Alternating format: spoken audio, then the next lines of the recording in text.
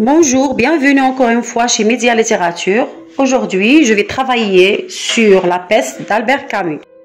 La peste. La peste est un roman d'Albert Camus publié en 1947 et ayant reçu le prix des critiques la même année. L'intrigue du roman présente l'histoire d'une épidémie de peste qui sévit sur la ville d'Oran dans les années 1940. La peste est bâtie comme une tragédie en 5 parties bien distinctes. Première partie. L'action se déroule en 1940 dans la ville d'Oran. Le docteur Rio fait la découverte macabre d'un rat mort sur son palier de porte. Il demande l'avis du concierge M. Michel, qui est persuadé que ce n'est qu'une blague de la part du jeune plaisantin. À midi, le docteur Rio doit accompagner sa femme dans une ville voisine car cette dernière est malade. Quelques jours après, un journal de la presse annonce la mort de plus de 6000 rats et ce le même jour. La panique commence à monter. Finalement, le nombre de rats morts baisse, de la tension s'apaise. On croit la ville sortie d'affaires et le mal loin de cette dernière. Soudain, le concierge est malade. Il meurt d'une maladie inconnue. La brutalité de sa mort touche le docteur Rio qui ne comprend pas ce mal. Les morts s'enchaînent sans raison. On apprend que la ville est touchée par la peste. La ville est... Deuxième partie. La peste fut notre affaire à tous. Note le narrateur, la ville s'installe peu à peu dans l'isolement qui, avec la peur, modifia les comportements collectifs et individuels. Les habitants éprouvèrent des difficultés à communiquer avec leurs parents ou leurs amis qui étaient à l'extérieur. Ils tentèrent de compenser les difficultés de la séquestration en s'abandonnant à des plaisirs matériels. Rio apprit qu'au grand se concentrait sur l'écriture d'un livre dont il réécrivait sans cesse la première phrase.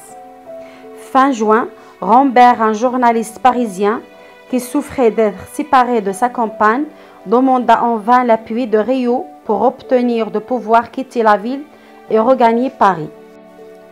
Cottard, qui était un criminel, semblait éprouver une malsaine satisfaction dans le malheur de ses concitoyens, car ainsi il serait oublié. Pour lutter contre le fléau avec leurs propres moyens, les autorités organisèrent une semaine de prière collective à l'issue de laquelle le père Panelot, un savant jésuite, prononça à la cathédrale un sermon où il fit du fléau un châtiment lancé par Dieu aux pécheurs. Ce sermon laissa désemparer la ville qui céda à un morne abattement. Grand, mu par sa générosité naturelle, autant que par la reconnaissance qu'il vouait aux médecins, sans renoncer à ses chères activités, assura le secrétariat du service. Toute autre voie s'étant révélée impraticable, Rambert chercha un moyen clandestin de quitter la ville et l'era de rendez-vous en parcourant de mystérieuses filières et échouant amèrement quand il croyait toucher au but. Il se confia à Rio et à Tarot. Leur présence exerça sur lui une influence tonique. Troisième partie. C'est l'été, la tension monte et l'épidémie redouble. Il y a tellement de victimes qu'il faut à la hâte les jeter dans la fosse commune. Comme des animaux, la ville est obligée de réprimer des soulèvements et les pillages. Les habitants semblent résignés. Ils donnent l'impression d'avoir perdu leurs souvenirs et leur espoir. Ils n'ont plus d'illusions et se contentent d'attendre. Quatrième partie. La quatrième partie a lieu de septembre à décembre. Rambert aurait finalement pu quitter la ville, mais il a refusé et s'est engagé auprès de Rio et du fils du procureur Tarot. Tous les événements font peu à peu perdre la foi à l'abbé Panulot. Elle meurt, un crucifix à la main, et ayant refusé toute aide du médecin. Grand tombe gravement malade, les esprits semblent perdus, mais un nouveau sérum miraculeux le guérit. Par ailleurs, la ville voit peu à peu réapparaître des rats, mais vivants cette fois-ci. Cinquième partie. Au mois de janvier, les statistiques de décès commencèrent à baisser. Les cas de guérison se multiplièrent. Le 25, les autorités purent considérer l'épidémie comme terminée et annoncer l'ouverture des portes pour une date prochaine. L'allégresse revint dans les cœurs, mais le fléau fait encore des victimes, le juge Autant puis Tarot. La mère de Rio proposa de le garder à la maison sans tenir compte des règlements. Elle mourut serein, confiant à Rio ses carnets. Un télégramme annonça à Rio que sa femme était morte. À l'aube d'une belle matinée de février, les portes de la ville s'ouvrirent enfin. La foule en liesse se répandit dans les rues, savourant la libération. Le bonheur était à nouveau possible, mais les habitants n'allaient pas oublier cette épreuve. Personnages principaux et secondaires de la peste. Rio, docteur, il est l'un des premiers à identifier les symptômes de la maladie et devient un personnage central dans l'organisation sanitaire de la ville.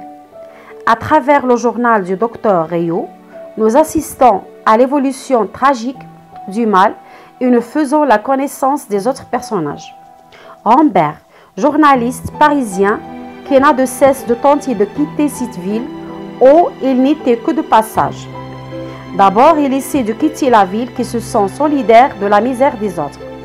Il décide donc de rester et participe aux formations sanitaires pour aider les habitants. Tarot, personnage mystérieux, se révélant petit à petit, il retrace la peste à travers ses carnets dont le narrateur s'est inspiré. C'est principalement lui qui organisera l'organisation sanitaire de la ville. Il est un jeune idéaliste et avec le docteur Rio, il lutte pour sauver autant de vies que possible. C'est lui qui est à l'origine des formations sanitaires. Cottard semble avoir un passé difficile, mais trouve dans l'état de siège une occasion de se réconcilier avec la société.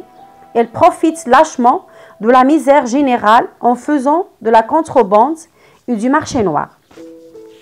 Grand, un employé de mairie très dévoué à ses tâches administratives, il s'occupe de nombreux rôles dans les formations sanitaires.